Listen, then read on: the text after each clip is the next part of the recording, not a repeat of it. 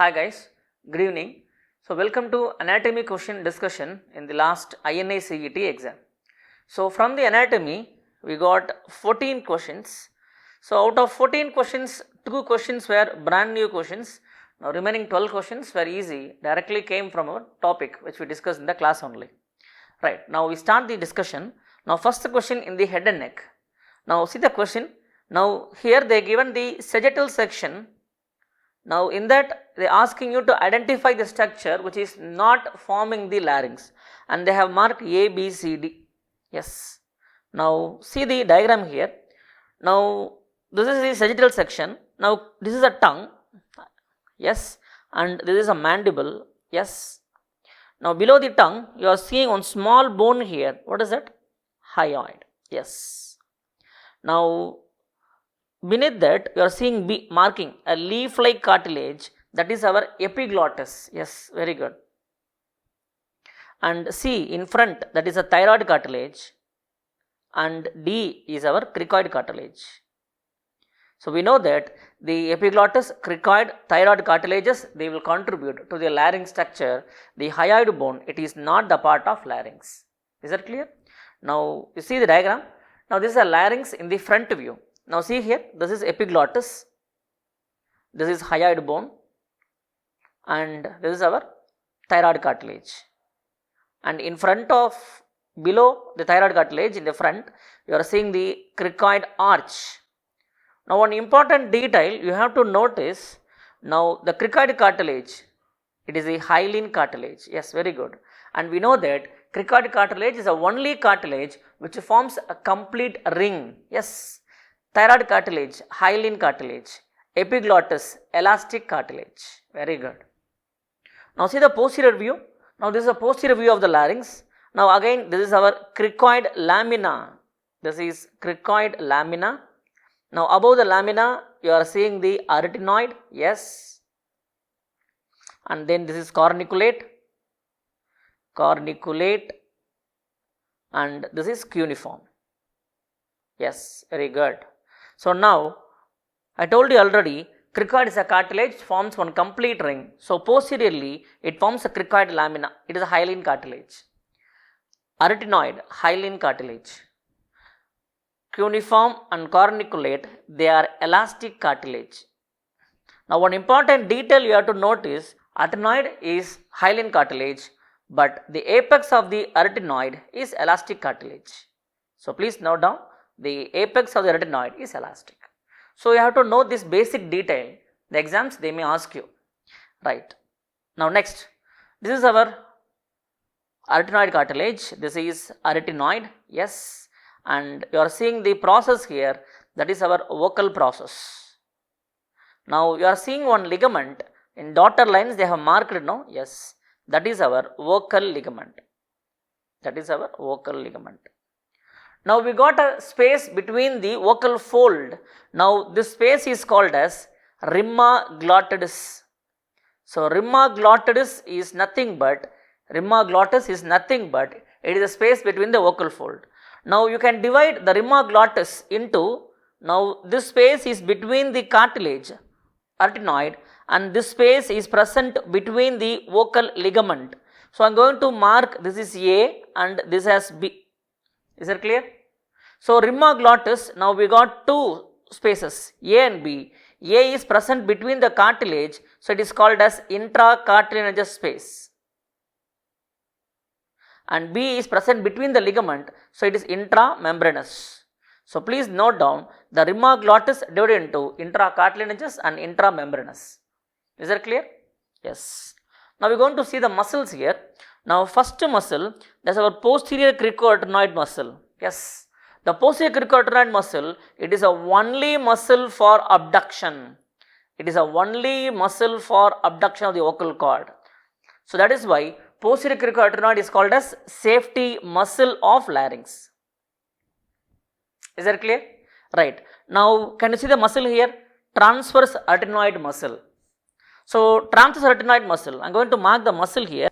Now this is a muscle present connecting the to arytenoid. Yes.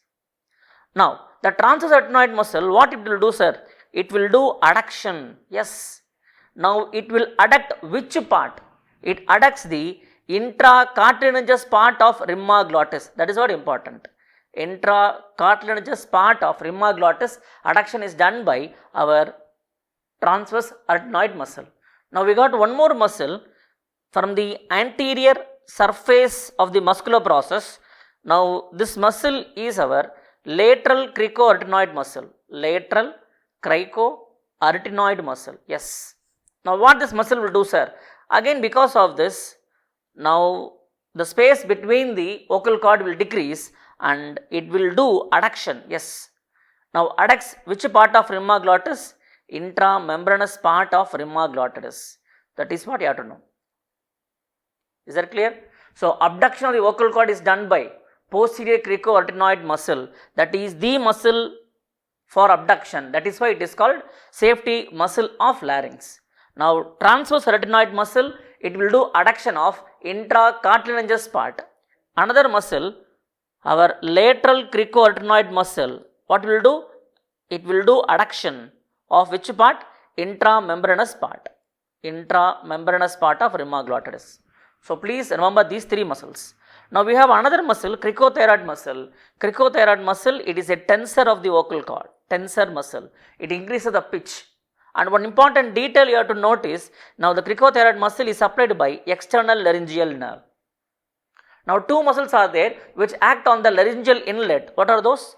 Thyroepiglottic muscle and aryepiglottic muscle. Now this is thyroepiglottic muscle and aryepiglottic muscle. Now these two muscles act on the laryngeal inlet. Now please remember, the thyroepiglottic muscle open the laryngeal inlet. Open the laryngeal inlet, whereas aryepiglottic muscle close the laryngeal inlet. Is that clear? Right. So these are the details you have to know about the muscle. And what is the nerve supply? All the muscles are supplied by recurrent laryngeal nerve. Yes, recurrent laryngeal nerve, except one muscle. Which muscle? Our cricothyroid muscle. This is cricothyroid muscle which is supplied by this nerve. What nerve, sir? External laryngeal nerve. Is that clear? Yes. Now again see the diagram. So identify the structure which do not form the laryngeal cartilage. So now B is epiglottis, that will form the part of larynx. C is thyroid, that will form the part of larynx. D is cricoid, that is also forming the laryngeal framework. But about A? A is not forming the larynx component. So answer A, hyoid bone, it is not the part of laryngeal skeleton. So A is the answer. Now question number 2, the structures present behind the marked area. Now see the marked area here. Now this area is our pterion. Yes, very good. Now we know that pterion, it is a meeting point between 4 bones. This is frontal bone, this is parietal bone, this is temporal bone, and this is sphenoid bone. So the junction of these 4 bony points called pterion, and they are asking you what is lying beneath that. Options are A, posterior process, B, lesser wing of sphenoid, C, sella turcica, and D, carotid canal. Now in last AIIMS exam, June 2020, now we got one question.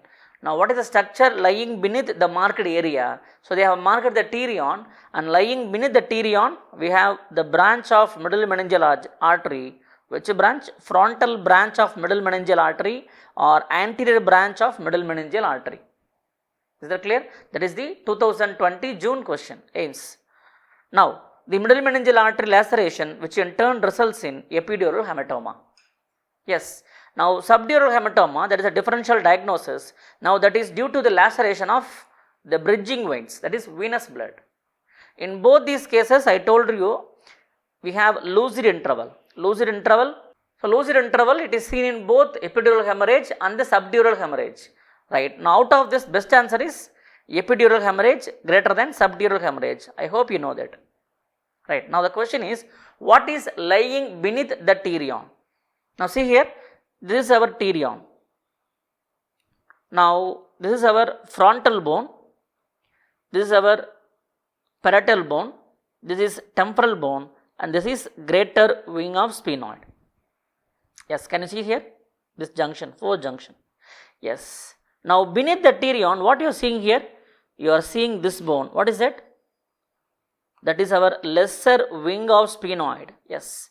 So beneath the pterion, we are seeing the lesser wing of sphenoid, and one small process from the lesser wing of sphenoid, that is our anterior clinoid process. So please note down, beneath the pterion we have anterior clinoid process, that is the part of lesser wing of sphenoid. That is the point you have to know. Is that clear? Right. Now beneath that, posterior to that, we are seeing sella turcica. Posterior to that, we are seeing the posterior clinoid process. This extension, no, that is posterior clinoid process, and the carotid canal is still more posterior. So the question is, so structure lying beneath the pterion means the best answer is the lesser wing of sphenoid and its process, anterior clinoid process. That is the answer for this question. Right. Now we see the sphenoid bone. See here. Now this is the sphenoid bone you are seeing, and this is a lesser wing. Now in the lesser wing, now we are seeing one small extension, that is our anterior clinoid process, and you are seeing this groove, no, this is our sella turcica, and behind that we are seeing the posterior clinoid process. So beneath the pterion, lesser wing of sphenoid or anterior clinoid process. Is that clear? Now see the diagram here. Now this is the superior view of the skull base. Now this is the lesser wing of sphenoid, and this is our greater wing of sphenoid. Now in the lesser wing of sphenoid, you are seeing this canal here. What is that? Optic canal. Yes. Now in the greater wing of sphenoid, you are seeing these three foramens here. Now I will mark here. This is foramen rotundum, this is ovale, and this is S. So R is foramen rotundum, O is foramen ovale, and S is foramen spinosum. Now see this foramen here, that is our foramen lacerum.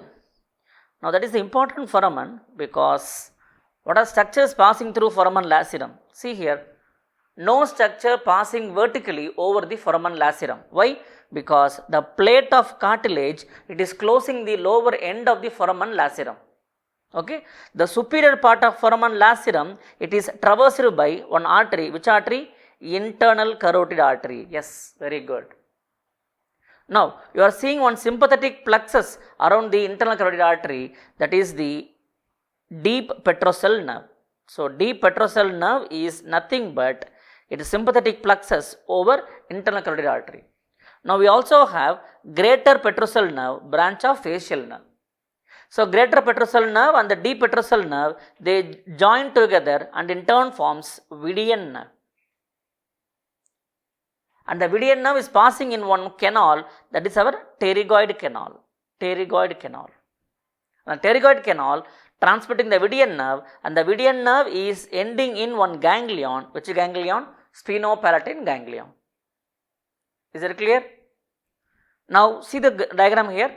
Now this is sphenoid bone. Now with the sphenoid bone, now you are seeing the sphenoidal sinus, air sinus.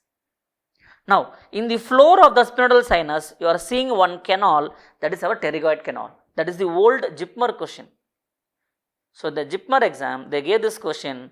So the structure passing in the floor of the sphenoidal air sinus, that is our Vidian nerve. Why? Because pterygoid canal is in the floor of the sphenoidal sinus. So Vidian nerve is related to the floor of the sphenoidal sinus. Now just above that, you are seeing one foramen here, that is foramen rotundum, and that is the question they gave you in the INACET exam. Yes. So they marked the foramen rotundum and they ask you to identify the marked foramen. Is that clear? Yes. That is the diagram they gave you in the last INACET exam, that is our foramen rotundum. Now this is our foramen, that is pterygoid canal. Now this is our lesser wing of sphenoid. Now between lesser wing and this is a greater wing. Now you are seeing this one. This is the superior orbital fissure. Yes. Right. Now see the diagram here. Now this is a very important diagram because 2 times they gave this question. So 2018 November AIIMS exam, 2019 May AIIMS exam, and 2020 November INACET exam. So continuously 3 times they gave this question in your exams. institute exam. So now again we are going to identify the cranial nerves in this diagram. So now see the cranial nerves here. So this is our optic nerve, optic canal, that is second cranial nerve, and can you see the nerve here? That is the third cranial nerve. Can you see one small nerve here? That is the fourth cranial nerve. And can you see this one? That is the fifth cranial nerve, trigeminal. And behind that, that is the sixth nerve, abducent nerve. And this is our petrous part of temporal bone, petrous bone. Now this is internal auditory meatus. This is seventh nerve and this is eighth nerve, 7 and 8. And this is our jugular foramen. This is ninth nerve, this is 10th nerve, and this is 11th nerve. And this is hypoglossal canal, 12th nerve is passing. In the November 2018, they ask you to identify the third nerve. Identify the marked nerve in the given diagram. 2018 November AIIMS exam. And they have marked 2, 3, 4, 6. They mark these 4 nerves and they ask you to identify which of the following nerve do not supply the extraocular muscle. Like that they gave the question. So answer 2. 2 optic nerve do not supply the extraocular muscle. 3, 4, 6 will supply. Right. Now same diagram they have given in the recent INICET exam. Now before seeing the questions, you have to know the answer for these questions also. Now again we are expecting one question from this for your 2021 NEET exam. Now the nerve, smallest nerve, longest intracranial course, the nerve with dorsal exit, cranial nerve with internal decussation. So these 4 are the property of fourth nerve, trochlear nerve, smallest nerve, longest intracranial course, dorsal exit with internal decussation. Longest intradural course and the common nerve to get affected in the raised intracranial pressure, that is our sixth nerve. Longest intraosseous course, seventh nerve. Longest extracranial course, vagus nerve. Largest nerve, trigeminal. Shortest nerve, olfactory. This is very simple topic, but you are making silly mistakes. In the exam they will be asking you the smallest nerve, but you will be answering the shortest nerve. The LKG kid know the difference between small and short. Okay, so please be careful while answering this type of question. See the word carefully. The largest or longest, smallest, shortest. Please see the difference. Okay, right. Now see the question. Now which are the following nerves associated with the ocular movements? So what is A? A is the optic nerve. So optic nerve, it is not involved in the ocular movements. So A is not the answer. Now what about D? D is our trigeminal nerve. So D is also the not answer. So what is B? B is our oculomotor. What is C? Trochlear nerve. So that is the answer for this question. So answer is B and C. Now see the question here. Now the patient having paradoxical respiration, which of the following nerve is affected? And they have marked some nerves in the cadaveric image. Again this is the old question only. In 2016 May AIIMS exam they gave this question.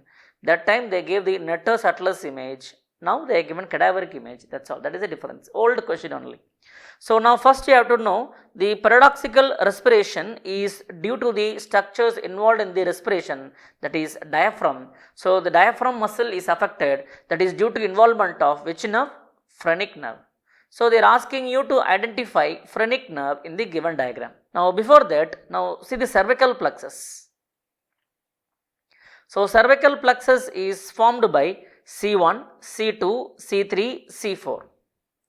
Now cervical plexus is giving cutaneous branch and the motor branch. Now the cutaneous branch are great auricular nerve, lesser occipital nerve, transverse cervical nerve, supraclavicular nerve.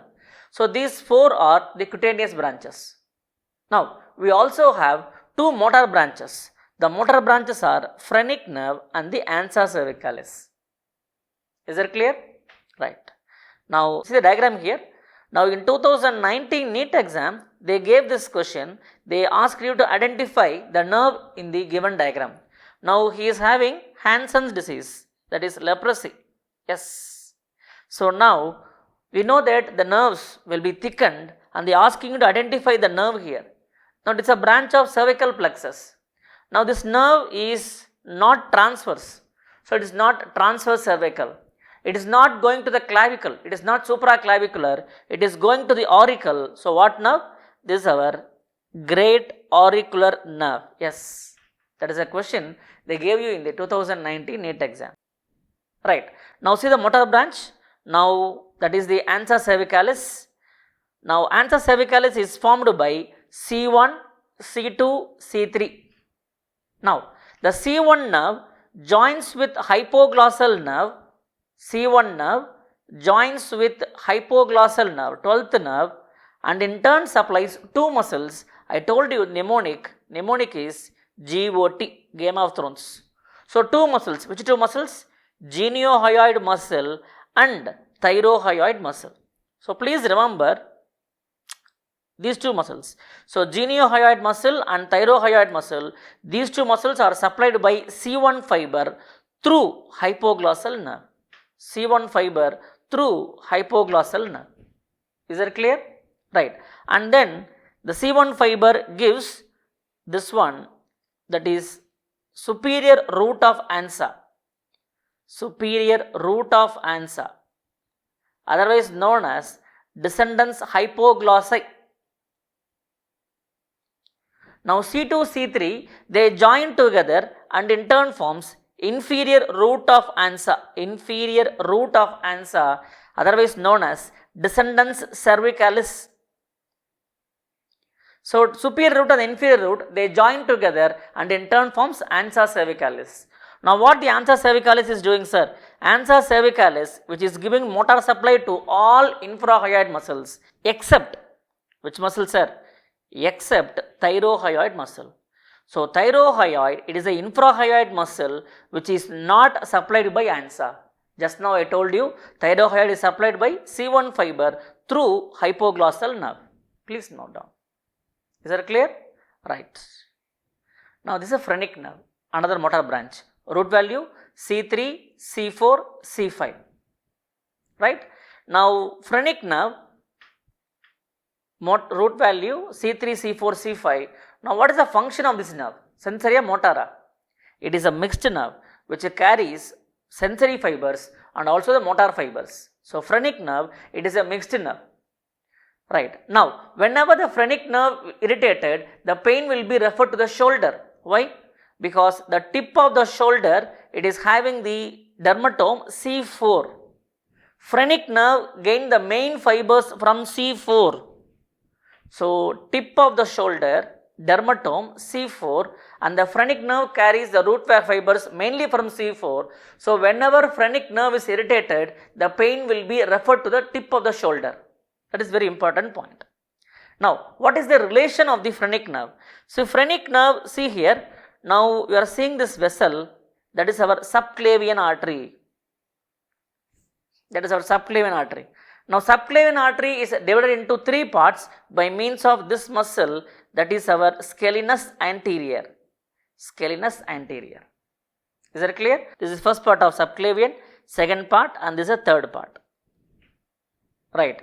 Now the phrenic nerve, is anterior to scalenus anterior. So please note down, phrenic nerve is anterior to scalenus anterior. Anterior to scalenus anterior, number one. Now another important point is phrenic nerve in the thorax, which is anterior to the hilum of lung.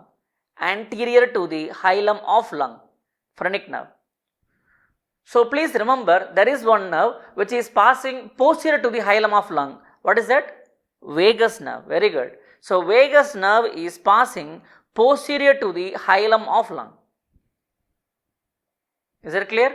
Yes. So now I am going to mark the nerves here. Now try to identify these nerves. Now this is A, this is B, this is C, and this is D. Now identify A, B, C, D in the diagram. So A is our phrenic nerve. Very good. Now what is B? That is present between artery, common carotid artery and internal jugular vein. That is our vagus nerve. B is vagus nerve. Now C is behind the carotid sheath.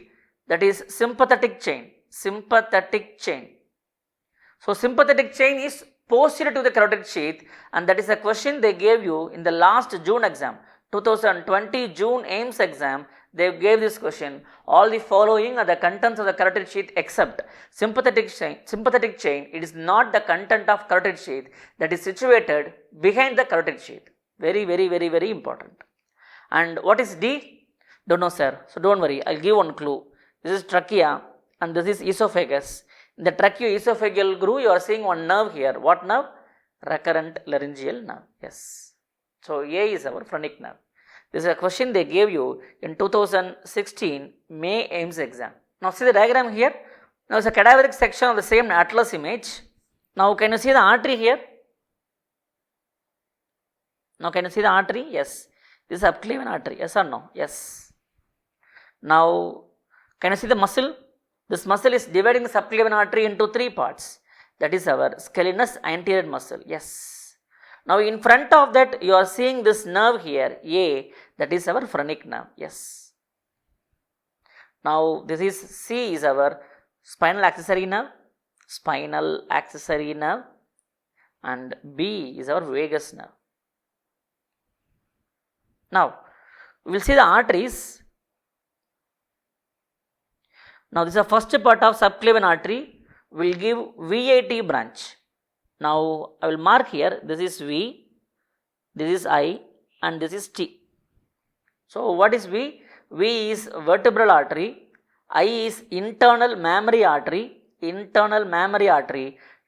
T is thyrocervical trunk, which in turn gives SIT branch, thyrocervical trunk, SIT branch, this is S and this is I and this is T. So what is S? S is suprascapular artery. S is suprascapular artery. I is inferior thyroid artery and T is transverse cervical artery. So please remember the mnemonic. Thyrocervical trunk will give SIT branch, suprascapular, inferior thyroid and transverse cervical. Now you are seeing another branch here. There is a branch from the third part of subclavian. Can you see this? That is our dorsal scapular artery. Is that clear? Yes. So try to learn all the structures from this diagram. Now see this diagram here. Now identify the phrenic nerve in this diagram. So now can you see the artery here?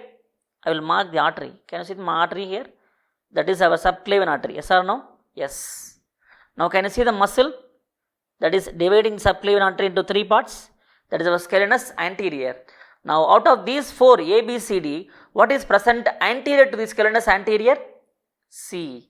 So C is the phrenic nerve. Now what is A? A is supplying the trapezius muscle, that is our spinal accessory nerve. So A is spinal accessory. Yes. Now what is D? So D is the vagus nerve. So which is phrenic nerve? So phrenic nerve, C is our phrenic nerve. That is the answer for this question. A is spinal accessory, D vagus, B cervical sympathetic chain. Now see the question here. Now this is histology question. Reticular fibers not found in, right? A thymus, B spleen, C lymph node, D bone marrow. Right. So in the last AIIMS question discussion, I told you a few topics for the AIIMS exam. In the histology, I told you epithelium. One question came from epithelium and one question came from connective tissue, collagen fibers. So same will repeat. So please concentrate on the important topics which we are seeing in the discussion. Now, it's a very easy question. So now they are asking reticular fibers not found in. I think you know the answer. Thymus is the answer. Now before that, try to know the answers. Try to know some more details about the collagen fibers, reticular fibers and the elastic fibers. Now this is the connective tissue diagram. Now here you are seeing the collagen fiber. Now what is the nature of collagen fiber? Now see here, collagen fibers are thick fibers. They are usually found in bundles. These fibers are branched and they anastomose with each other. And the collagen fibers are wavy fibers. Is that clear? Right. Now the collagen fibers, we have various subtypes, type 1, type 2, type 3, type 4. We have various subtypes. Now, before knowing that, you have to know some properties of collagen fibers. Now, in the special stain, the collagen fibers you can easily demonstrate. Now, first special stain we are seeing is in the Mason's trichrome stain. Now, we are seeing the collagen fibers in blue color. Now, in the Van Giesen stain, you can demonstrate the collagen fibers. You are seeing the collagen fibers as a pink color. Another important property is with the silver salts, the collagen fibers, they will take brown color. Now, these three special stains you have to know. Now, what are the subtypes of collagen fibers? So, we have type 1, type 2, type 3 and type 4 collagen. So, type 1 collagen fibers, it is found in ligaments, aponeurosis,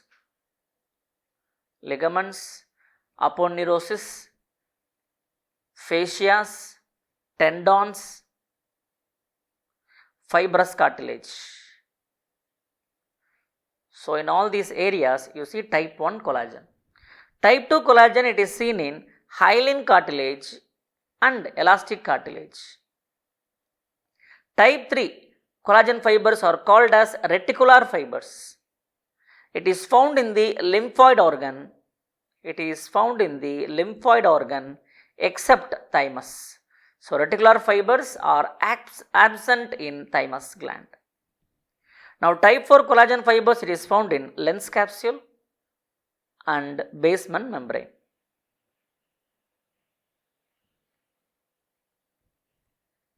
So, these are the 4 subtypes of the collagen fibers and example. Right. Now, see the reticular fibers. So, reticular fibers, again it is the subtype of collagen only, but it differs from collagen fibers. How, sir?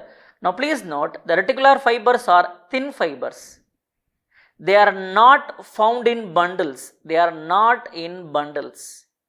Now, instead these fibers, they will branch, they anastomose and in turn forms network. They form reticulum. Yes, see here. They are branching and in turn forms one network, reticulum. Can you see here? Yes. They branch and then they form reticulum. That is the property of reticular fibers. Is it clear? So, reticular fibers, it is present in the lymphoid organ except thymus. Now, one important detail you have to note here is, now these reticular fibers, they have the high affinity for silver salts. So, with silver salts, they will stain with black color. Yes, I told you collagen fibers, they will take brown color. Now, with reticular fibers, with silver salts, they will take black color. They have high affinity for silver salts. Is it clear? Right. Next, elastic fibers. See, elastic fibers, now again it is the another type of fiber. Elastic fiber, again it is not in bundles. So, it is completely different from the collagen fiber. So, elastic fiber, again it is not found in bundles. It is single fiber. They are the short fiber and they are not wavy fiber and they are thin fibers. Sometimes the elastic fibers are thick, like ligamentum flavum. In ligamentum flavum, the elastic fibers are thick. That is the question they gave you in 2018 November AIIMS exam. They gave you this question. Ligamentum flavum contains elastic fibers. That is a 2018 November AIIMS exam question. Right. Again, you need some special stain to demonstrate elastic fibers. Now, we are seeing the Verhoef stain here. You are seeing the black color now. That is our elastic fibers. So, now we have one meme video to demonstrate the affinity of the reticular fibers towards the silver salts. Right. Now, this is silver salts. Yes. Now, the reticular fibers, the silver salt, they have high affinity. Yes. So, this is reticular fibers. Yes. So, they have a high affinity. I told you just now, with the silver salts, reticular fibers, they turn black color. Yes, they have high affinity for that. Yes. So, this is a small meme video to demonstrate the relationship between the reticular fibers and the silver salts. So, don't forget. Right. So, elastic fibers, you can demonstrate with Rosenstein and aldehyde fusion stain. Yes. Now come to the question. So reticular fibers, it is not found in, we know the answer. What is that? That is our thymus gland. Is that clear? Yes. Now next, the given structure not found in A. oviduct, B. epididymis, C. bronchi and D. ependyma. See the diagram here. Now in the diagram, the marking is on the cilia. So they are asking which of the following do not contain cilia. Yes. Now see the epithelium here. Now the length and breadth of the epithelium is equal. Now we are seeing only one layer only and nucleus, round nucleus. So this is our simple cuboidal epithelium. Yes, very good. Simple cuboidal epithelium. It is found in TOK, T-O-K, thyroid follicles, germinal epithelium of ovary, and the tubules of kidney. So in these three areas, you will see simple cuboidal epithelium. Now this is simple columnar epithelium. Now see here, the cells are, the length is greater than breadth and the nucleus are elongated nucleus. Now simple columnar, it is seen in stomach and large intestine. Now in this diagram, you are seeing another surface projection, microvilli. Now simple columnar with the microvilli. See, microvilli increases the surface area.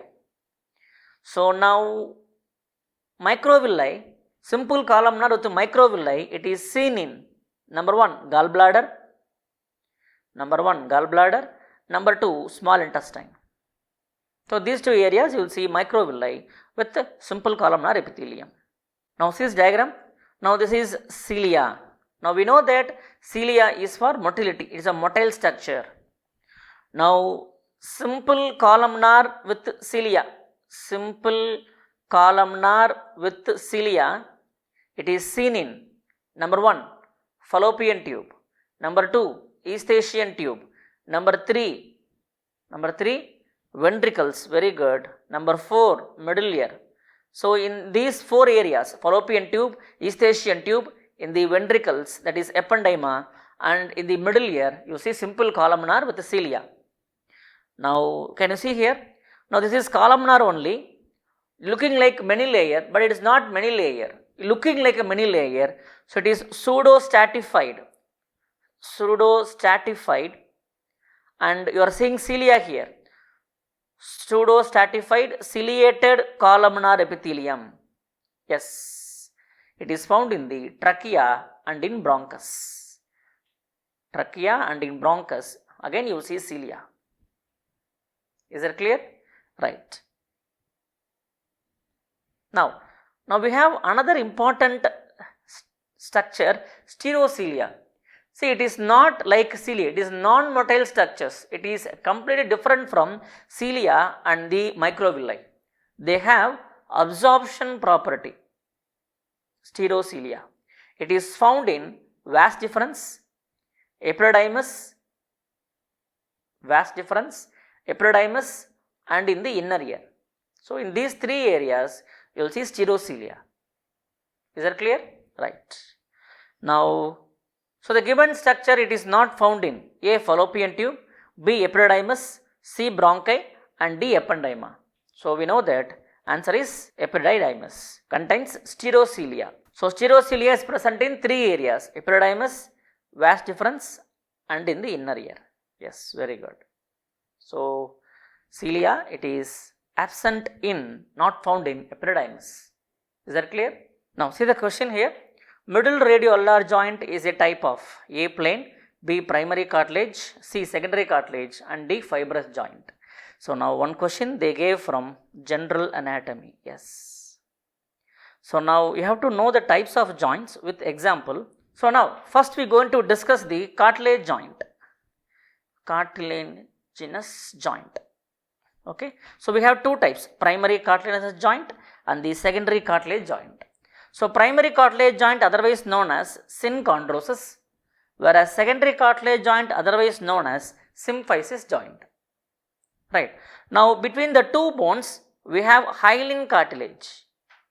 Okay, and we know that the hyaline cartilage will ossify, they will transfer to bones. So please note that the synchondrosis joint are temporary joint. Why? The cartilage will be ossified to bones.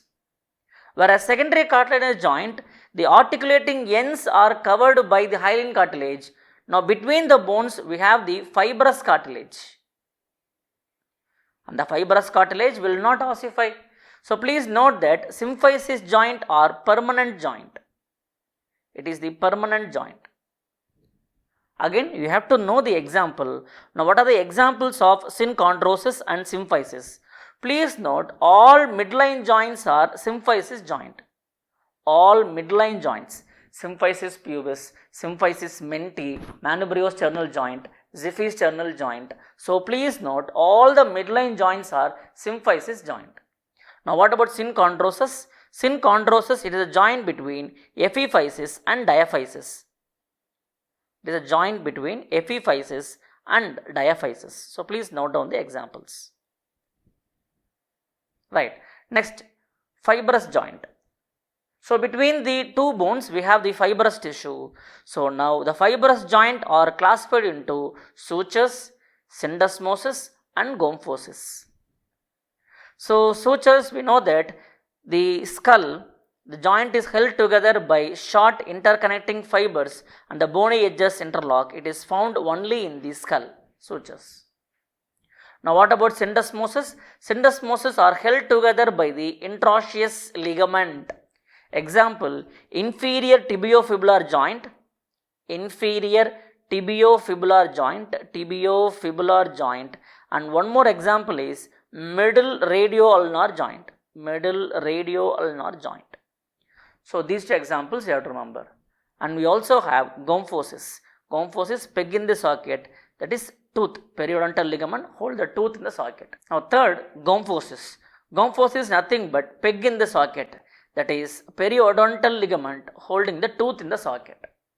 So these three are the examples of our fibrous joint. So shin lysis, it is the special kind of suture. Now it is present between the vomer bone and the sphenoidal rostrum. Right. Now see this diagram, this is shin lysis suture. It is a special type of suture which is present between the rostrum of the sphenoid and the vomer bone, between the vomer and the sphenoidal rostrum. Shin lysis suture. Right. Now next is synovial joint. So synovial joint, we have various subtypes. Now we are going to discuss the subtypes with example. Number one, plane type of synovial. The articulating surfaces are flat.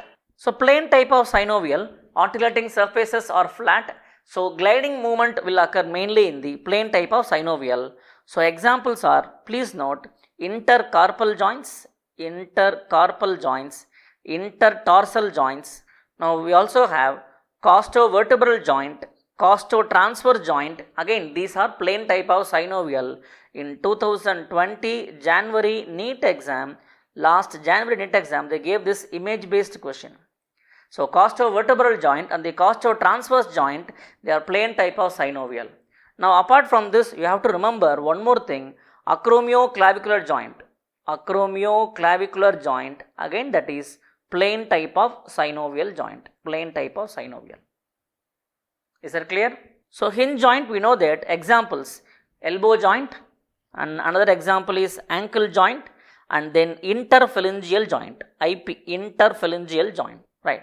Number 3, pivot joint. In pivot joint, rotational movement will occur, and the mnemonic is the short form of Parvati, Paru. So P, pivot joint. AA, atlantoaxial joint, RU, radioulnar joint, superior and inferior radioulnar joint. So please remember the mnemonic Paru, Parvati, short form, atlantoaxial and radioulnar joint. Is that clear? Right. Next, condylar joint. So condylar joint, they have condyles in their head.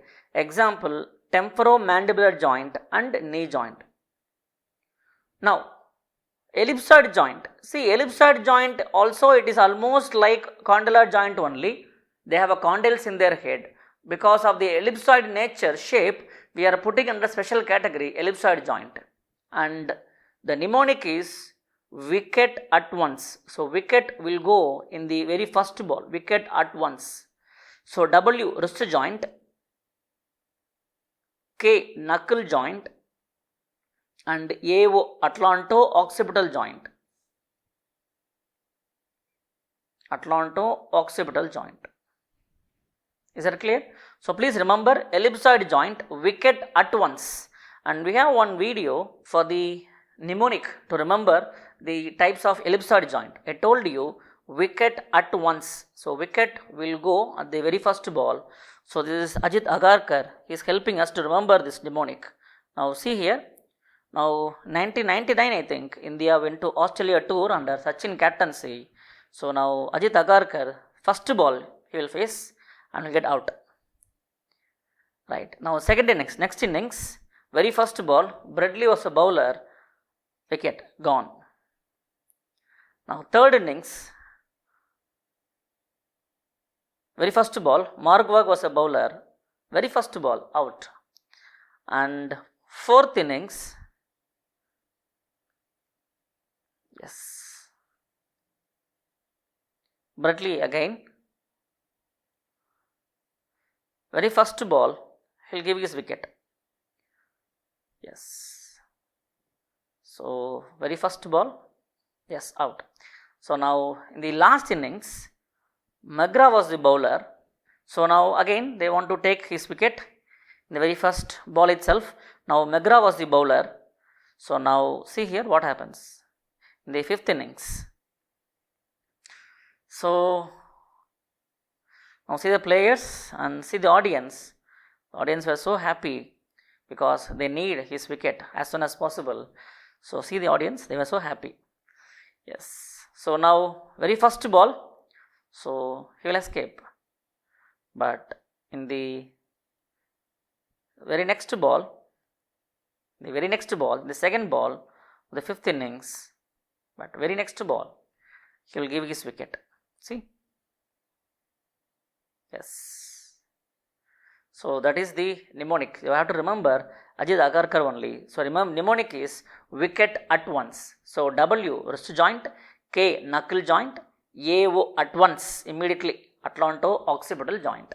So now ellipsoid joint, I told you the mnemonic wicket at once. So please remember Ajit Agarkar for this joint, wicket at once, wrist joint, knuckle joint, and atlanto-occipital joint. Yes. So now another variant is our saddle type of synovial joint. See, saddle type of synovial joint, the articulating surface are reciprocally convexo-concave. They are reciprocally convexo-concave. Now what are the examples for saddle type of synovial? Now saddle type of synovial, number one, sternoclavicular joint. Number one, sternoclavicular joint, first one. Number two, first carpo-metacarpal joint. First carpo-metacarpal joint. Number three, calcaneocuboid joint. Calcaneocuboid joint. And then last one, the joint between malleus and incus. Now these four examples you have to remember, right? Now next one, last one is ball and socket type. So ball and socket. Now example for ball and socket, we know that ball and socket is the multiaxial joint, and example for ball and socket is shoulder joint, number one. Number two, hip joint. Don't worry, they won't ask you these two in your exam. You have to know these two, next two only. A joint between talocalcaneonavicular, talocalcaneonavicular, and joint between incus and stapes. Joint between incus and stapes. Now 2017 November AIMS exam, they gave this question. Talocalcaneonavicular joint is example for ball and socket. You have to know these two only. See, everybody knows, first year kid knows the shoulder joint and the hip joint are the examples of ball and socket. So now for PG entrance NEET exam, you may expect the joint between talocalcaneonavicular, ball and socket, joint between incus and stapes, ball and socket. Is that clear? Right. Now see the diagram here. Now this is our middle radioulnar joint. This is middle radioulnar joint, which is connected by means of interosseous ligament. The action of the muscle at the hip attached to the marked area. See, same question they gave you in 2020 June AIIMS exam. So, in the last June AIIMS exam, they gave the same ditto question. Now, the marking is on the gluteal tuberosity. Gluteal tuberosity. Yes. Now, see here. Right. Now, see here. Now, this is our gluteus maximus muscle. So, gluteus maximus muscle is taking origin from ilium bone, this is sacrum bone, and this is coccyx bone, and beneath that you have one ligament, that is sacrotuberous ligament, sacrotuberous ligament. So, from these structures gluteus maximus muscle will take origin. Now, what about the insertion? See, gluteus maximus muscle inserted to 3/4 of the fibers. It is inserted to iliotibial tract. See, iliotibial tract, it is nothing but it is the modification of deep fascia of thigh. It is a modification of deep fascia of thigh. Iliotibial tract receives two muscles. What are those? Tensor fasciae latae muscle and gluteus maximus muscle. Okay, 2018 DNB question. Tensor fasciae latae is supplied by superior gluteal nerve. 2018 was the last year they conducted the DNB exam. So, superior gluteal nerve supplies tensor fasciae latae and the gluteus maximus is supplied by inferior gluteal nerve. Inferior gluteal nerve. Is that clear? Right. Now, remaining 1/4 of the fibers, the gluteus maximus fibers, it is inserted to this tuberosity, that is our gluteal tuberosity. Now, what is the action of our 1/4 of the fibers attached to gluteal tuberosity? Now, what is the action of gluteus maximus? Gluteus maximus muscle crossing the joint behind. So, it will do extension of the hip joint, and it is also doing lateral rotation of the hip joint. So, please remember, gluteus maximus muscle will do extension and lateral rotation. So, please remember, gluteus maximus muscle will do extension and lateral rotation. Now, we have remaining two muscles, that is gluteus medius muscle, and if you remove the medius muscle, then you can see minimus muscle. Now, the gluteus medius and minimus muscle, they take origin from ilium bone. So, gluteus medius muscle and minimus muscle, they are inserted to greater trochanter. Yes, greater trochanter. Now, the anterior surface of the greater trochanter, the gluteus minimus muscle is inserted, minimus muscle, and in the lateral surface on the oblique ridge, the gluteus medius muscle is inserted. Right. Now, what are the actions of gluteus medius muscle and gluteus minimus muscle? Now, gluteus medius muscle and minimus muscle, they will do medial rotation of the hip plus abduction of the hip. So, please remember, abduction and medial rotation, these two actions of gluteus medius and minimus. And gluteus medius and minimus, they are supplied by superior gluteal nerve. Superior gluteal nerve. Is that clear? Right. So, now this is a Trendelenburg sign, that is due to the involvement of which muscle? Gluteus medius and minimus muscle. Due to the involvement of which nerve? Superior gluteal nerve. Superior gluteal nerve. Okay. Now, what is Trendelenburg sign? What is Trendelenburg sign? So, Trendelenburg sign is nothing but sinking of pelvis. On which side? On the unsupported side. Unsupported side. When the pelvis will sink on the unsupported side? When the patient is standing on paralyzed side. So, please remember this. So, sinking of pelvis on the unsupported side when the patient is standing on the paralyzed side, that is the Trendelenburg sign. Is that clear? Any doubt? Now, that is a question they gave you in the old JIPMER exam. In 2019 JIPMER exam, they gave this question. Now, for this patient, the pelvis is sinking. Pelvis is sinking on the right side. Pelvis sinking on the right side. Now, which side is the sound side? Which side is sound side? They are asking which side is normal side. So pelvis is sinking on right side means the patient is standing on the left side. So left side is the paralyzed side. Very good. So the left side, patient is standing on the left side, paralyzed side. So pelvis is sinking on the right side.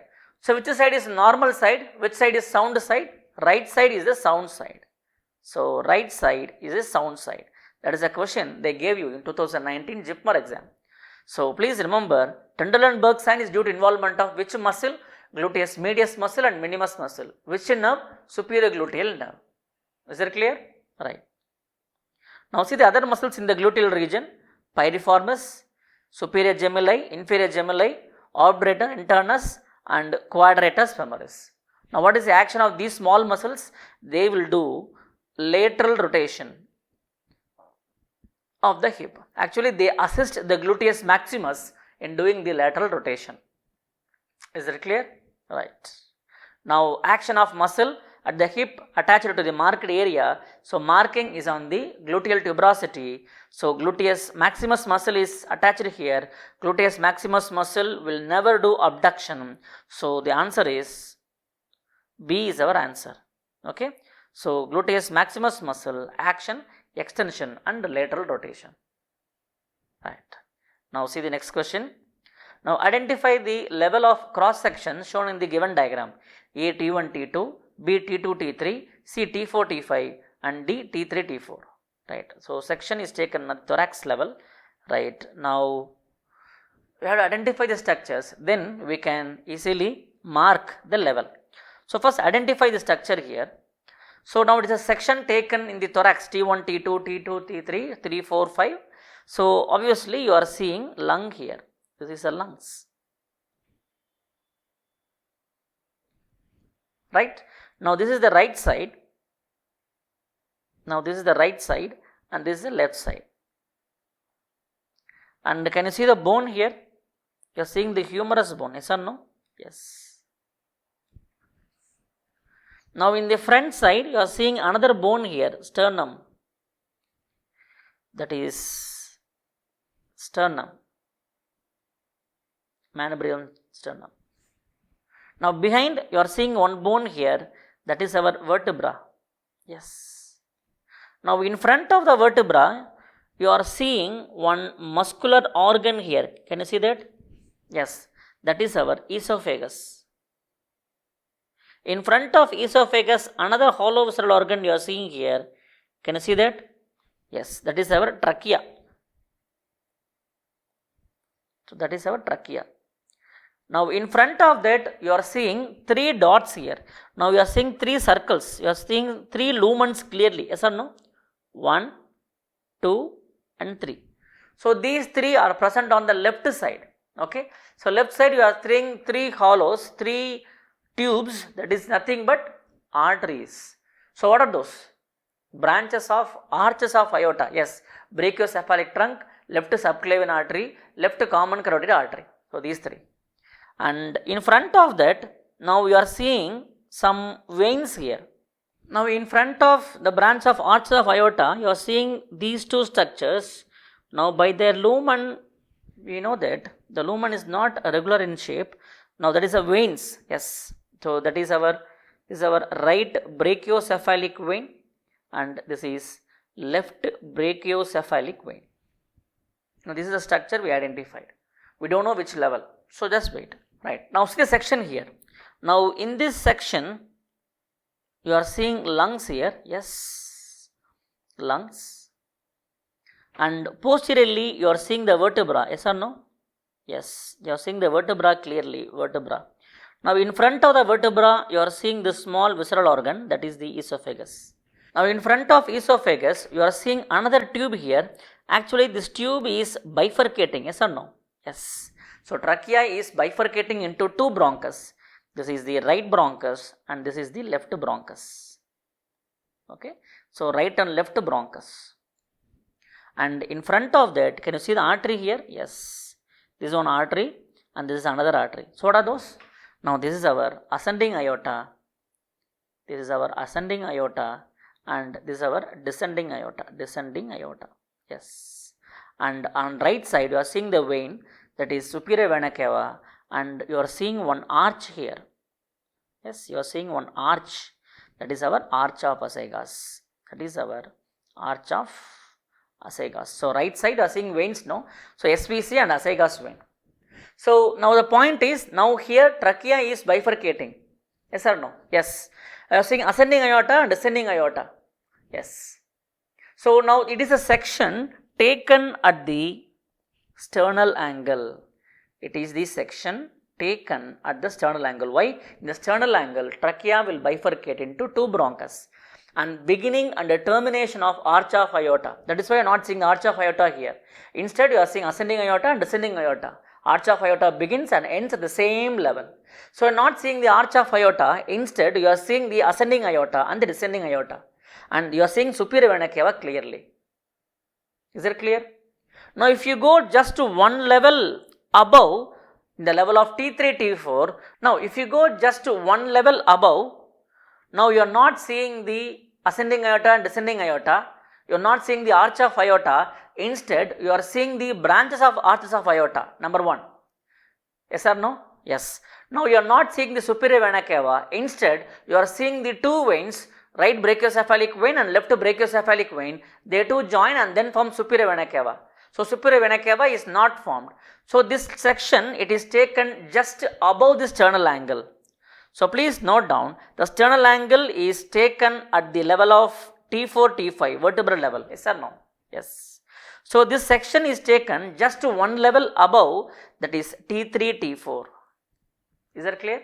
Why I am saying superior vena cava, it is not formed here. And then you are not seeing ascending aorta and descending aorta. Yes or no? Just to one level above. Any doubt? Sir, why it is not T1, T2 or T2, T3, sir? Now in the higher sections, see here, you will see this one only. Now if you go section above, this is what you will see. Now see the diagram here. Now this is our vertebra. Yes. And see the lungs. Yes, the lungs, the size will decrease when you go above.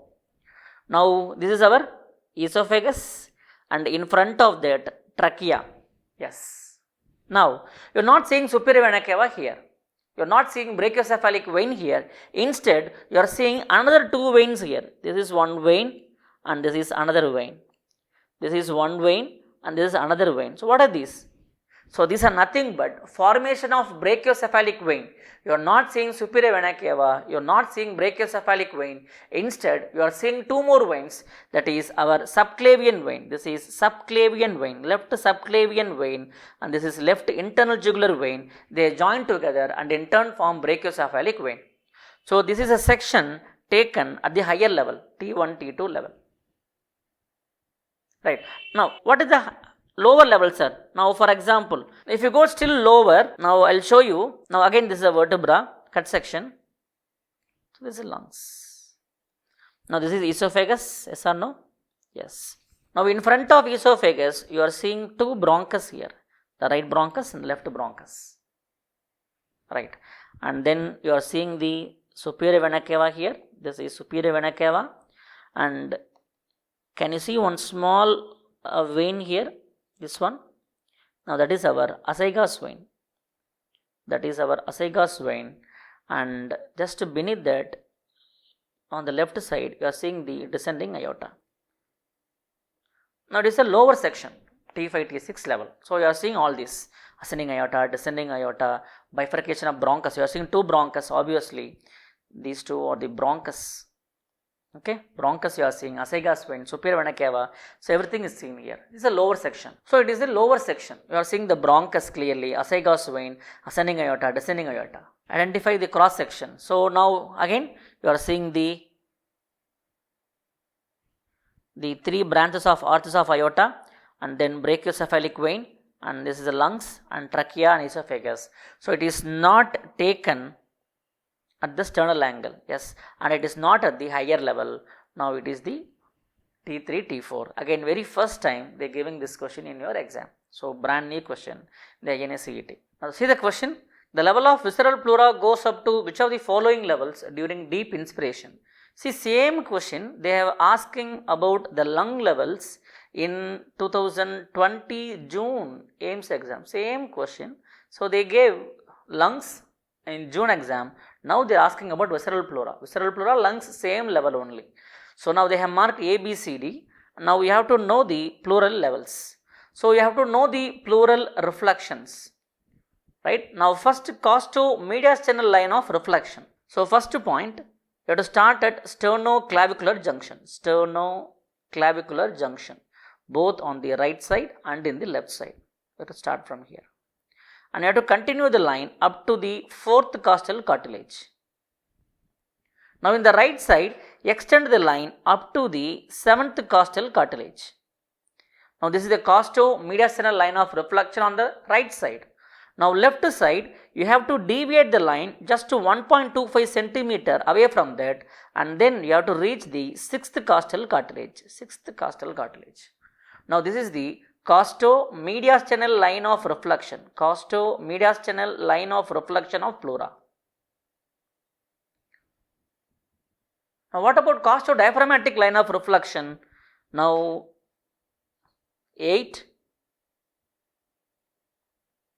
10 and 12.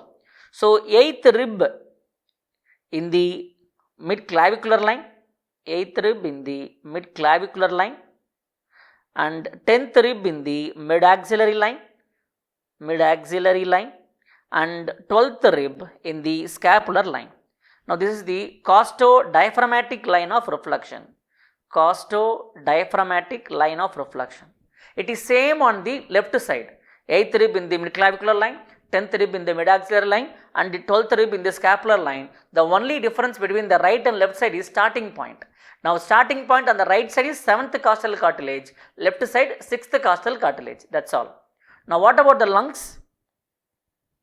Now the lungs will be just above that. Now this is 6, this is 8, and this is 10. So 6th rib in the midclavicular line, the 8th rib in the mid-axillary line, and 10th rib in the scapular line. So the lungs and the visceral pleura, their level is this only. Is that clear? Now see the diagram. Now see, this is the costo-mediastinal line of reflection up to 4th costal cartilage, same on the right side, left side. Right side continue up to 7th costal cartilage. Whereas left side, deviate the line 1.25 centimeter and reach up to the 6th costal cartilage. Is that clear? And then costo-diaphragmatic line of reflection, 8th rib in the midclavicular line, 10th rib in the mid-axillary line, and 12th rib in the scapular line. Same on the right side, left side. Okay, so lungs will be just above that. So lungs will be here like this. Okay, so 6, 8, 10. Right, now see this one.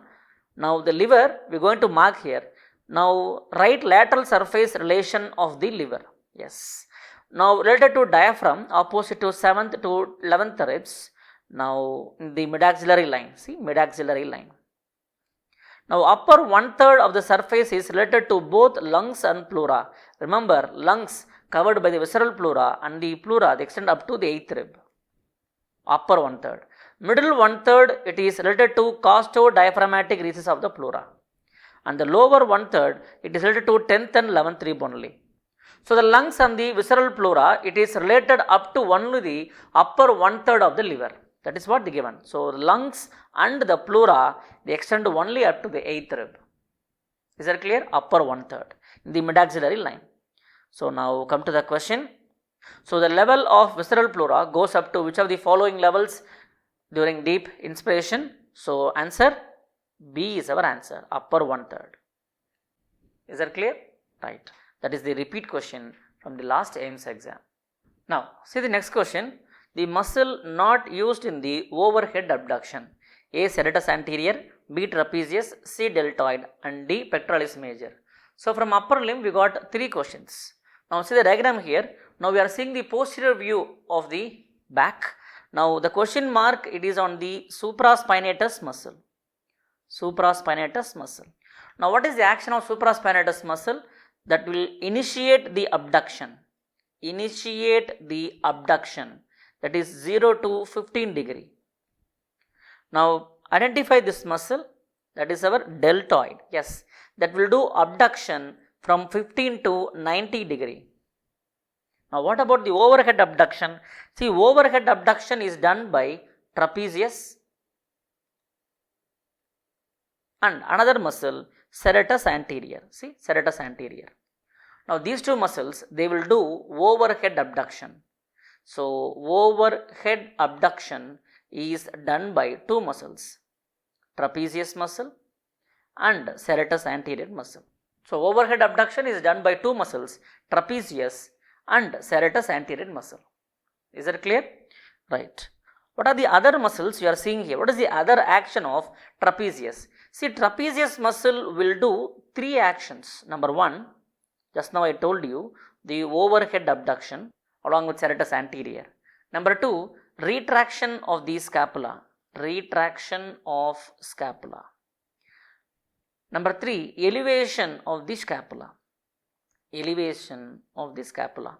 Now, retraction of scapula is also done by rhomboidus muscle, rhomboidus minor and rhomboidus major.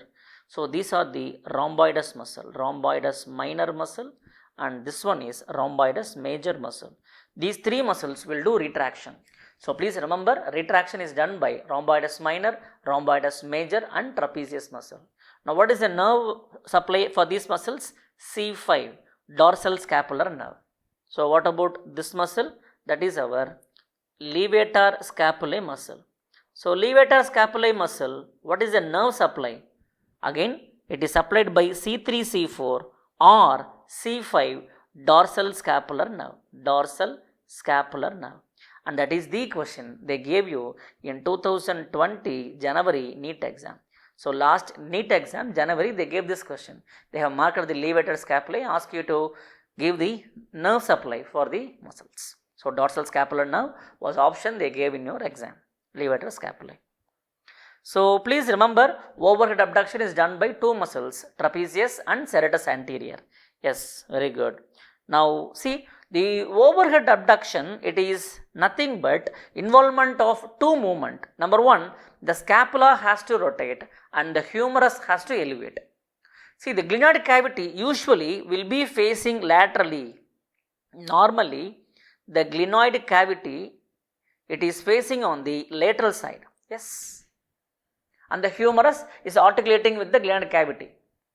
Now, if you want to do overhead abduction, the laterally facing glenoid cavity should move upward, should face upward. See here. Now, this is a normal anatomical orientation of the scapula, glenoid cavity. Now, if you want to do overhead abduction, now see the cavity. Now, the cavity is facing upwards. So, scapula has to rotate. At the same time, the humeral elevation also will occur. That is what they given here. So, the scapula and the humerus, they move in the ratio 1:2.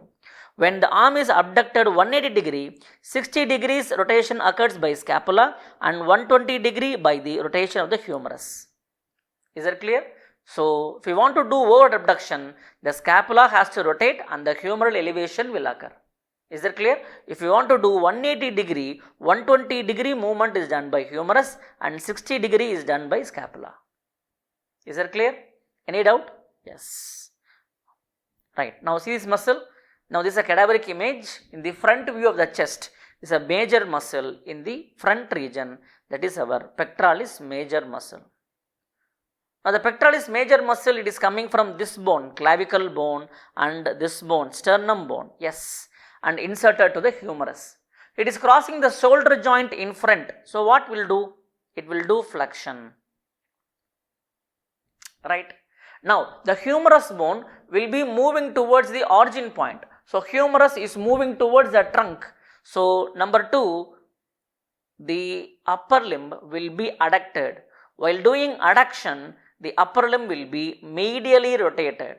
So, please note down, these three are actions of pectoralis major. So, pectoralis major muscle will do flexion of the shoulder joint, adduction of the shoulder joint and medial rotation of the shoulder joint. It will never abduct. Abduction is not the action of pectoralis major muscle. Is that clear? Now, that is the answer for the question. Right. Now, see the root value here. Now, shoulder joint flexion, abduction, lateral rotation, the root value involved is C5. Again, please remember this chart and the next chart for the reflex. Now this is a typical question they were asking you in the JIPMER exam. So now we have INA-CET exam. So again in the next INA-CET exam, chances are there for repetition.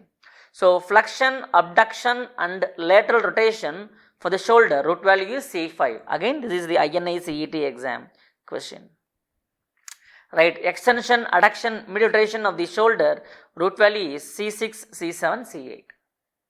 Now for elbow flexion, biceps reflex C5, C6, triceps reflex C6, C7, C8, forearm pronation C7, C8, supination C6, wrist flexion extension C7, C8, and fingers thumb long tendons flexion extension C7, C8, and hand small muscles T1.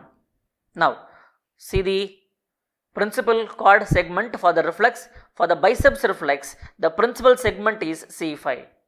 For brachioradialis, the principal segment is C6. For triceps reflex, the principal segment involved is C7. For knee jerk, it is L4. For ankle jerk, it is S1. Please note down, it is the question they gave you in last June JIPMER exam. So the principal segment for the ankle jerk is our 2020 June JIPMER question, answer S1. The same question, the same format question they gave you in INA-CET 2020 November. What is the question? So abduction, loss of abduction involves which root? Answer is C5. So again back to back they are giving same format questions.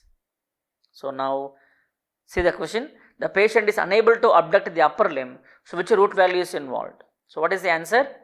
C5 is the answer. Is that clear? Right. Now see the question. So muscle not used in the overhead abduction of shoulder joint. So now we know serratus anterior trapezius are involved.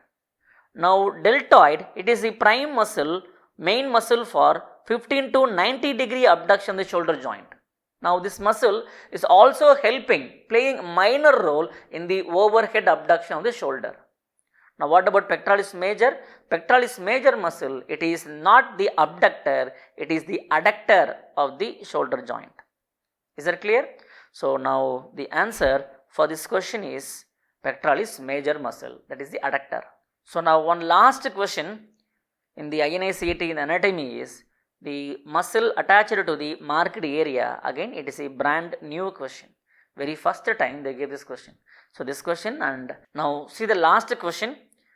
So muscle attached to the marked area, again it's a brand new question. So they have marked this is the metacarpal bone, first metacarpal bone, second, third, fourth and fifth, and marking is over the base of the first metacarpal bone. Okay. So now we are going to identify the bones first and then we can easily mark the muscle attachment. Now see the carpal bones. Now this is the proximal row and this is the distal row. Yes. And we know the mnemonic now. She looks too pretty, try to catch her. Yes. That is the mnemonic. Yes. Universal mnemonic.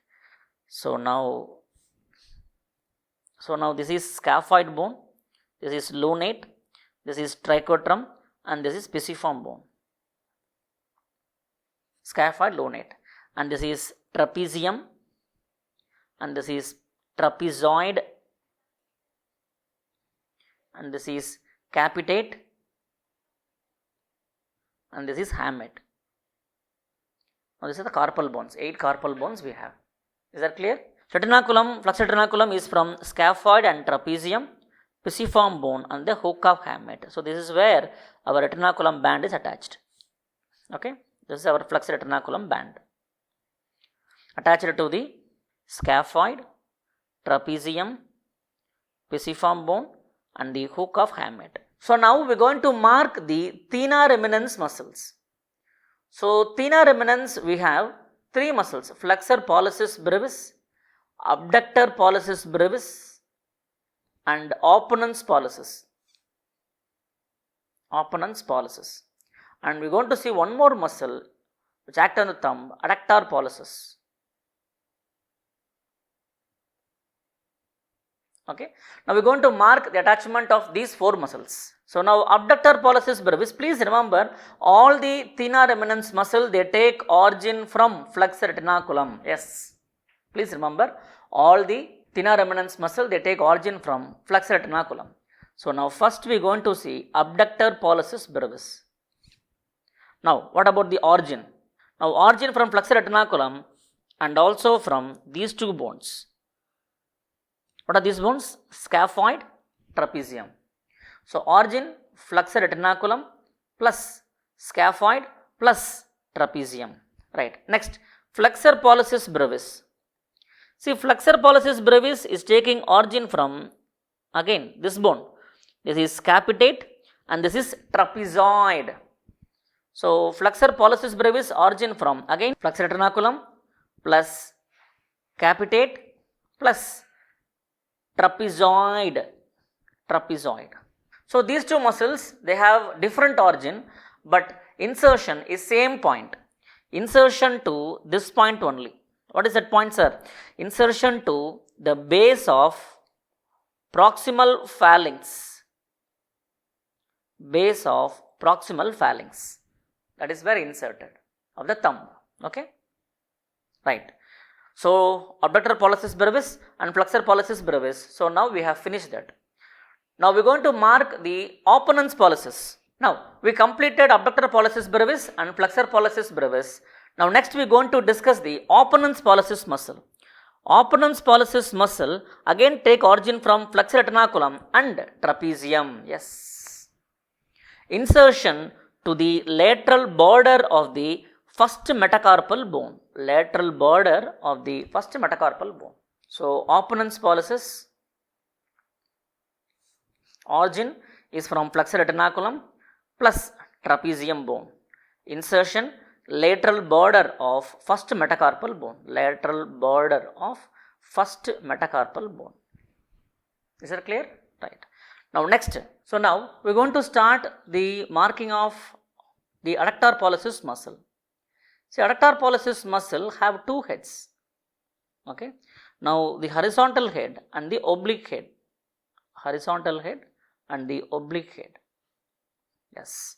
Now the horizontal head is arising from the third metacarpal bone, whereas oblique head is arising from the capitate bone and second and third metacarpal bone. So these three bones. So the horizontal head is coming from the third metacarpal bone, and the oblique head is coming from capitate and second and third metacarpal bone. Now what about insertion? Inserted to the medial side of the base of the proximal phalanx of the thumb. So inserted to the medial side of the base of proximal phalanx of the thumb. That is our adductor pollicis muscle. Now see here. Now this is our abductor pollicis brevis muscle. Abductor pollicis brevis muscle is coming from flexor retinaculum, scaphoid and trapezium. Yes. Now what about flexor pollicis brevis muscle? From capitate and trapezoid and flexor retinaculum, and that is our flexor pollicis brevis. These two muscle, they have the common insertion lateral side of the base of the proximal phalanx of the thumb. Yes. Now what about the opponens pollicis muscle? Opponens pollicis muscle arising from flexor retinaculum and trapezium bone, inserted to the first metacarpal bone lateral border. But question is not about these muscles, no? Yes, the marking is on this part, the base of first metacarpal bone. That is where the marking is. Now which muscle is attached here? Now see here. Now this is the metacarpal bone, this is the lateral side, this is the medial side. Now this is a thumb. Now see the base of first metacarpal bone receives abductor pollicis longus. Initially I thought marking is on the lateral border of the metacarpal bone. Even I too thought, I gave key as opponens pollicis only, but students, majority of them, they messaged me, the marking is on the base of the metacarpal bone. So if the marking is on the base of the metacarpal bone, then the answer is abductor pollicis longus muscle. If the marking is on the lateral border of the shaft of the metacarpal bone, then the answer is opponens pollicis. So marking towards the base, then the answer is opponens pollicis muscle. Is that clear? So now marking, see this is the marking area. So the muscle attached to the marked area is not our opponens pollicis, not our flexor pollicis brevis. The answer is abductor pollicis longus. That is the answer for this question. So these are the 14 questions they came from anatomy in the last INA-CET exam. Right. So next we are going to see some high yield topics for your NEET PG exam. Now what are the high yield topics? Now in the general embryology, you start from general embryology. Now all the topics starting from gametogenesis, first week development, second week, third week, gastrulation, everything is important. Plus all topics you have to revise, plus derivatives. Now what are the structures derived from notochord? What are the structures derived from intermediate mesoderm? So like that you have to know all the derivatives. What are structures derived from neural crustaceans? So like that you have to know the derivatives. Right. Next, histology. For NEET exam, you have to know only two topics, epithelium and cartilage, more than enough. Right. Now what about the upper limb? In the upper limb, you have to know all the muscles, actions and nerve supply. Even in the INA-CET exam, they gave one question about the attachment only, metacarpal bone. But that is very rare question. Very rarely they gave question. Very first time we got question like that. So for that no need to read all the muscle attachment. Okay. So whatever the topic we discuss in the class, that is more than enough. For example, the muscle attached to the olecranon process, triceps muscle attached to the coracoid process. Now we have a mnemonic, no? Pakistan Cricket Board, PCB, pectoralis minor, and then coracobrachialis, and then biceps shorted. So like that you have to know certain important landmarks. So read only those landmarks, important landmarks, attachment, that is more than enough. Remaining all other long muscles, just to know the nerve supply action, and you have to identify the muscle in the diagram. Any muscle, any image can be given, any muscle can be marked, the action of the marked muscle, the nerve supply of the marked muscle, like that they can give you, right? And peripheral nerve injuries, again very important topic. Ulnar nerve palsy, median nerve palsy, radial nerve palsy, definitely they give one question from that.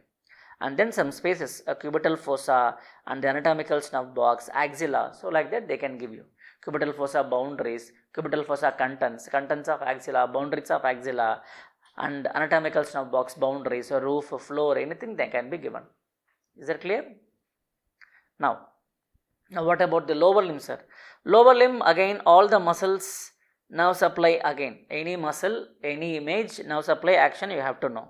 Gluteal region, again very important topic. Even in the INA-CET they gave question. Last year NEET exam they gave question. Last AIMS exam they gave question. JIPMER they gave question.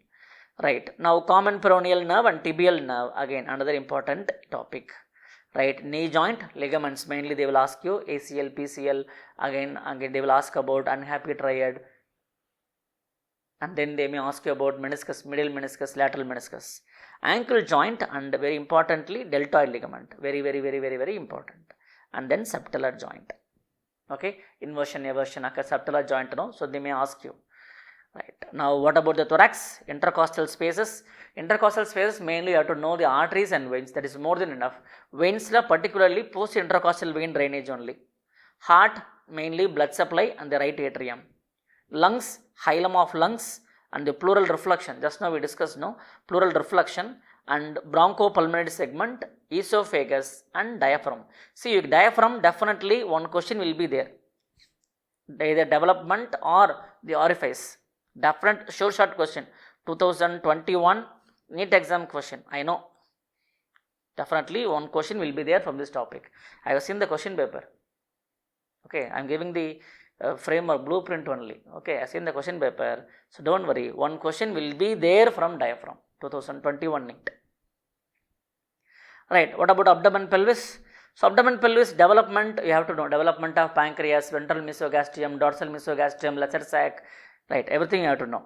Foramen Winslow, yes. And then inguinal canal boundaries, true content, false content, anterior wall, posterior wall, liver, extrahepatic biliary apparatus, pancreas, blood vessels, celiac trunk, superior mesenteric artery, inferior mesenteric artery, celiac trunk, again branch of abdominal aorta, they will ask you, kidney relations and the ureter constrictions and the structures crossing the ureter anteriorly, they will ask you, and perineum. Perineum, each and every line what I told in the class is important.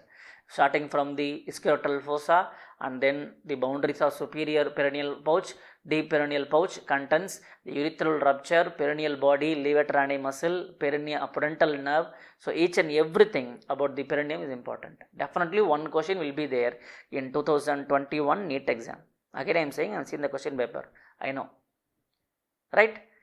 Now head and neck development, Again, deep cervical fascia, neck, blood vessels and nerves, muscles of mastication, cavernous sinus, and the nerves, third nerve, fourth nerve, cranial nerves, third nerve, fourth nerve, fifth nerve, sixth, seventh, ninth, 10th, 12th cranial nerves, orbit and extraocular muscles. Extraocular muscles, mainly they will ask you the actions. Third nerve, fourth nerve, sixth nerve, they can give the nerve palsy image and they ask you to identify which nerve is affected. And the nose, lateral wall of the nose, medial wall of the nose, little's area, everything is important. Tongue, muscles of tongue and the nerve supply of the tongue, anterior 2/3, posterior 1/3, what is the nerve supply, circumvallate papilla, which is safety muscle of tongue, and then larynx, safety muscle of larynx, what are the muscle for adduction, intramembranous part, intracartilaginous part, which muscle is abductor, which muscles are tensor, which muscle open the laryngeal inlet, what is the nerve supply for the cricothyroid. So like that they can ask you anything. And last one, the neuroanatomy, cerebrum, you have to know the gyrus, sulci gyri, and you have to know the Broca's aphasia and Wernicke's aphasia. Last NEET exam, 2020 January NEET exam, we got 2 questions, one question from Broca's aphasia and one question from Wernicke's aphasia. And cerebellum, again important topic, any exam 2015, from 2015 up to 2020, in all the exam they are giving one question from cerebellum. Only in INACT 2020 November, they didn't give question from cerebellum. So rest of all the exams, you got one question from cerebellum. Again, internal capsule, structures passing through internal capsule, blood supply of internal capsule, relation internal capsule, important. Again, rule of 4, definitely 1 or 2 questions will be there from rule of 4. Brainstem lesions, lateral medullary syndrome, medial medullary syndrome, Benedict syndrome, Perinaud syndrome. So definitely one question will be there from rule of 4. Again, basal ganglia section, again one question will be there. They will make the coronal section and they ask you to identify what is the marker structure. They can mark thalamus or lentiform nucleus or caudate nucleus, internal capsule, claustrum, anything they can mark. And circumflux. Right, and the general anatomy, all the joints with examples, just now we discussed now, cartilage joint, fibrous joint, synovial joints, and the type of epiphysis.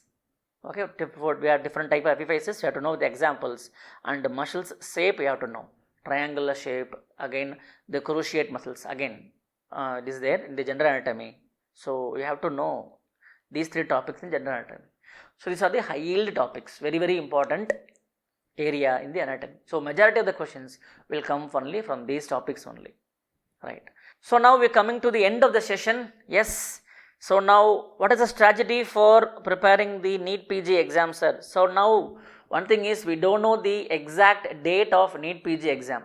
So initially they told exam is on January, but now they postponed, then maybe on the February or March or April, no one knows. So now don't relax at this point. So don't relax, keep the momentum. So prepare as if the exam is on the first week of February. So roundly you almost you have some 50 to 55 days you have. If the exam is on the first week of February, so almost you have some 50 days.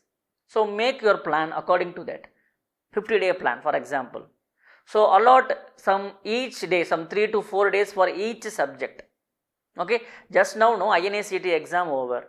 So now some of you know you may did very badly INACT exams. So analyze yourself. So where you made mistake, which subject you are weak. So try to allot a more day for that. Suppose you may be weak in pharmacology, or may be weak in microbiology or anatomy or surgery, anesthesia. So try to allot more days for those subjects, whichever you may feel you are weak in that. Is that clear? So try to put the plan according to your convenience. So analyze yourself where you made wrong in the INACT and prepare timetable. Now what is the plan for anatomy, sir? So anatomy 3 plus 1. So 3 days is enough. Now suppose if you are weak in anatomy, if you feel you are weak in anatomy, you are making anatomy very badly in the INACT exam, you may take another 1 day. Go through your notes, see the respective videos. Now what are the total hours? Now per day I am saying minimum 14 to 15 hours you have to utilize per day.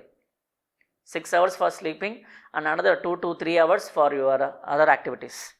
Now in the 15 hours I am giving module. So now we assume that we are preparing 15 hours per daily. Okay. Right. Now 15 hours la active revision of your notes, 11 hours you have to revise. 11 hours. And for doing GT and mock paper, 2.5 hours. and half an hour, 30 minutes for doing. Now there are so many Telegram groups, no? You can, whichever group you like, now spend some 30 minutes. Either Facebook, so many groups are there, so you can watch the Telegram, or you can go to Facebook and see the favorite page.